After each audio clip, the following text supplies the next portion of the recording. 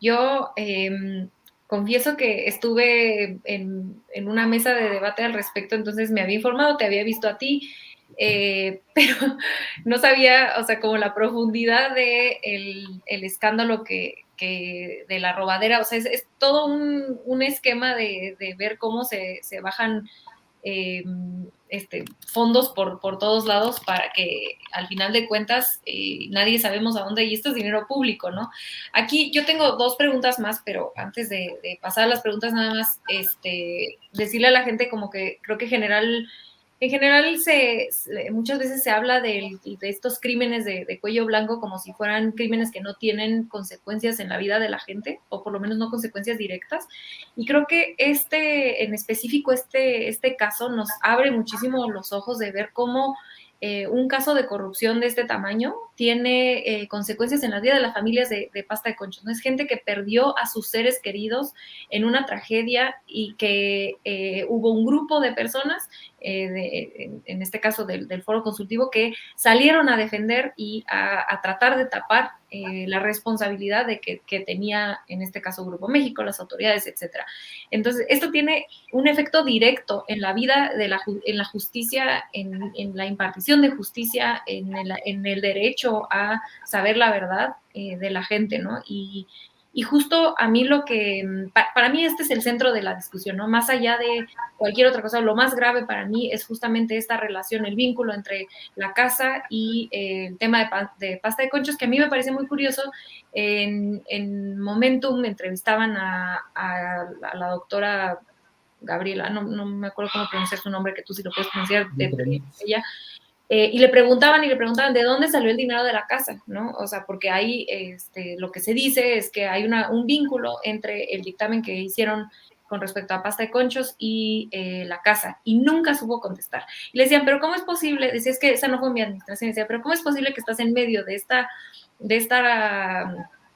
escándalo? Bueno, si yo estuviera en medio de ese escándalo, lo primero, y no tuviera nada que esconder, lo primero que haría sería decir, bueno, aquí está, esto es lo que pasó, de aquí viene el dinero de la casa, porque es obvio que te van a preguntar eso. Y luego Julio Astillero entrevistó a José Franco, me parece que era otro de los directivos, y lo mismo, ¿no? Tampoco voy a decir. Entonces, ahora que tú ya nos mencionas pues hay una diferencia de 23 millones que no se puede explicar de dónde vienen, ¿no? Entonces, bueno, nada más como para resumir bueno, el grandísimo escándalo. Y yo, bueno, también quería felicitarte por el gran trabajo que hicieron todos ustedes en Poder, y la verdad que, pues qué bárbaros, ¿no? Felicidades por el trabajo, porque esto, pues ustedes lo llevan haciendo o lo hicieron desde antes de que esto fuera un escándalo, ¿no? Y llevaban informándolo. Y pues mi pregunta, y luego nada más ver con qué quisieras tú cerrar, es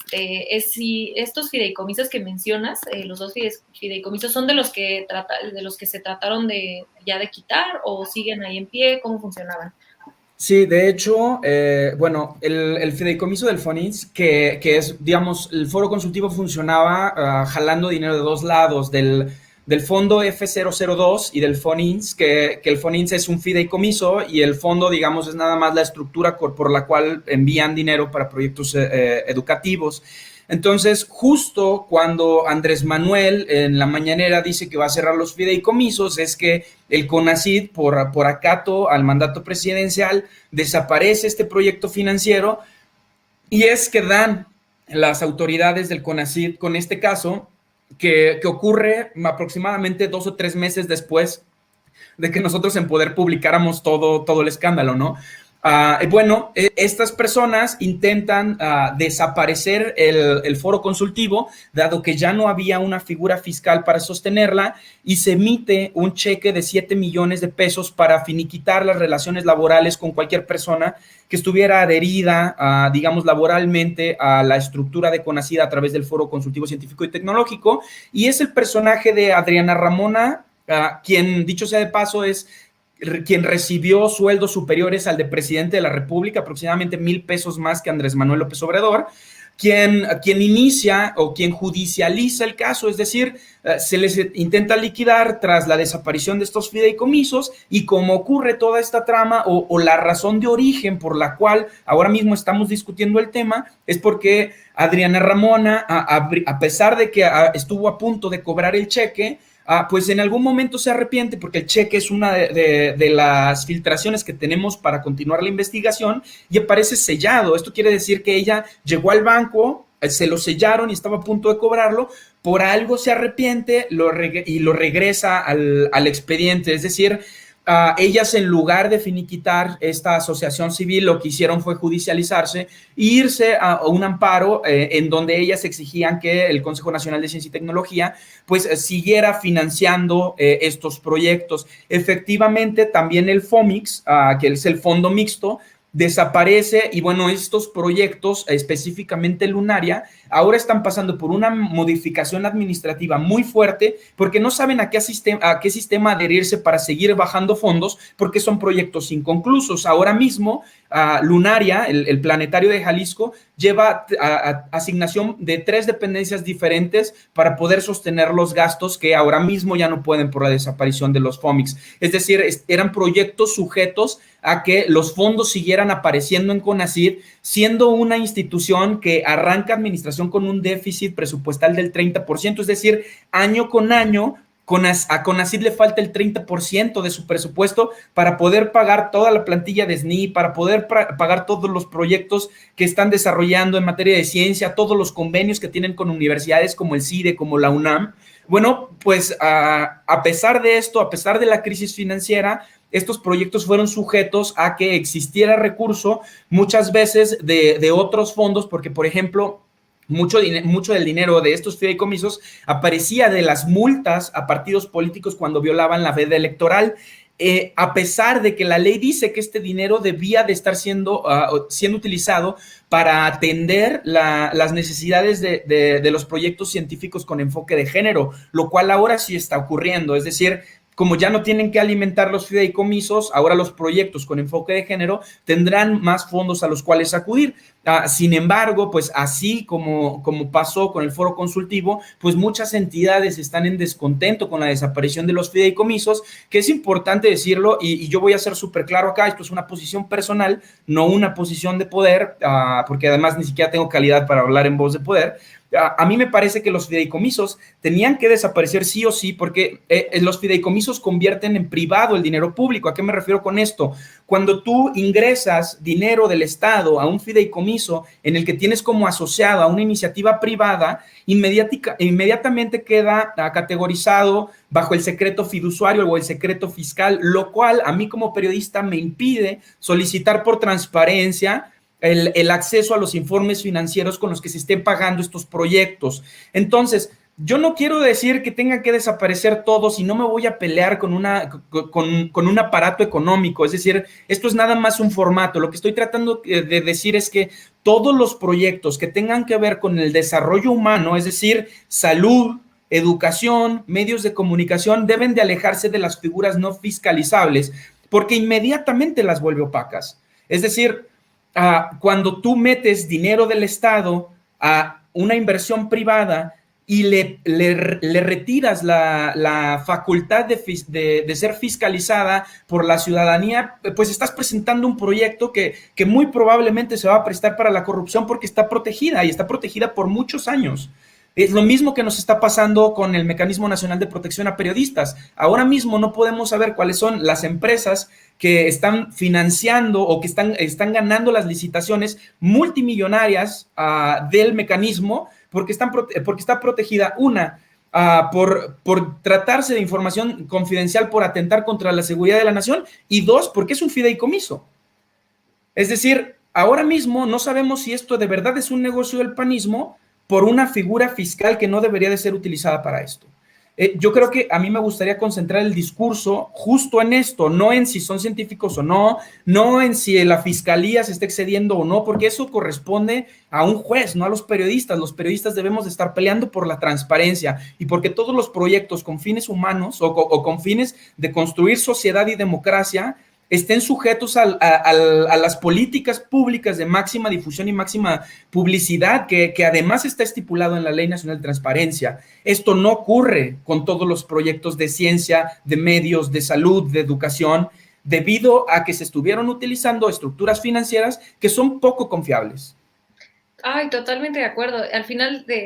no sé, hay un texto excelente de mi querida Violeta Vázquez Rojas que justamente habla de cómo la conversación pública en los medios masivos de comunicación se fue hacia si era excesivo o si no era excesivo o si el cargo y no, y se pierde la conversación que tú nos estás dando ahorita de uno, la cuestión ética de dónde se reciben los recursos y qué pasa con los dictámenes que salen en este caso específico de pasta de conchos. Y esto que mencionas tú también de los fideicomisos y de la opacidad que esto puede provocar. Entonces, creo que el tema del foro consultivo, al final de cuentas, cuando lo llevamos a ese, y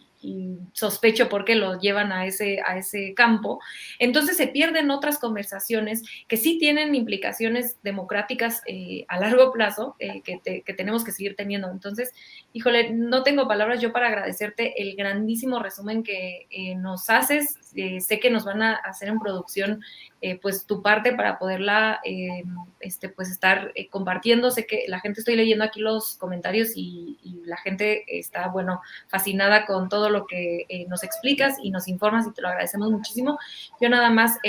pues, ¿con qué quisieras cerrar? Algo que quisieras que la gente supiera. Eso uno, y dos, si nos puedes informar dónde te pueden seguir, dónde te pueden encontrar a ti, a tu trabajo, que claramente es de primerísima.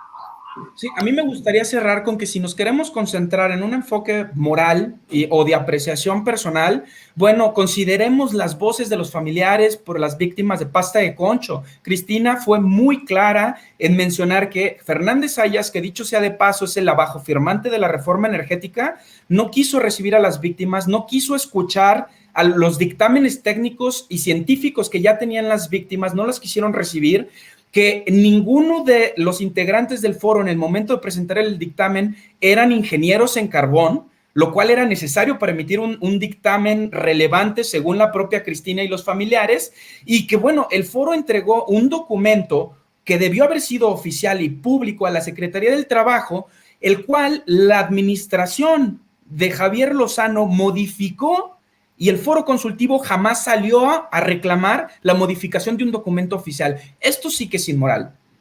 Esto sí que hay que analizarlo y hay que discutirlo. Y el problema es que ahora mismo la discusión se pervirtió, se está concentrando entre quienes están a favor del gobierno de Andrés Manuel y quienes están a favor de las personas científicas, y no se está teniendo una discusión sobre fiscalización corporativa que urge en el país. Es decir, los mecanismos de corrupción seguirán existiendo en tanto no existan periodistas, activistas y sociedad civil organizada que esté dispuesta a salir a exigir cuentas claras del recurso público, y este seguirá sujeto a la cooptación del aparato del capital, es decir, de la iniciativa privada, en tanto la gente no salga a reclamar que los procesos de fiscalización sean claros y transparentes. Sobre seguirnos, bueno, pueden seguir, y invito a la gente a seguir el trabajo de Poder Latam, en redes sociales, en Twitter y Facebook, Poder Latam, y en nuestro sitio web poderlatam.org encontrarán investigaciones al respecto del Tren Maya, encontrarán efectivamente la mafia de la ciencia, investigaciones muy importantes, el caso de Brecht, el caso del aeropuerto, del nuevo aeropuerto de la Ciudad de México, el NAICM. Es decir, Poder es una organización que constantemente está vigilando el poder corporativo y su comportamiento con el Estado, y hay información indispensable para entender la política económica del país. Ay, Ricardo, te lo agradezco yo en el alma y de verdad invito a la gente a que siga el trabajo que están haciendo. A ti te pueden seguir también en Twitter, ahí en sale tu Twitter. Pero pues seguir, creo que mucho del periodismo que se ha hecho en los grandes medios de comunicación ha desprestigiado al gran periodismo que sí tenemos en México como el que hacen ustedes. Y pues yo te agradezco muchísimo que nos hayas tomado la entrevista, que nos hayas explicado, de verdad, el chat explota de puras alabos, te están diciendo que eres un gran comunicador, lo explicas de manera súper clara y yo agradezco muchísimo que nos hayas dado el espacio, tu tiempo, tu conocimiento. Por favor, regresa a tu casa cuando quieras, cuando tengas investigaciones que presentar, por favor, estamos a un WhatsApp de comunicación, te lo agradezco en el alma. Por favor, sigan a Ricardo, te mando un abrazo con muchísimo cariño y gracias por tu información, tu tiempo y todo lo que nos regalas.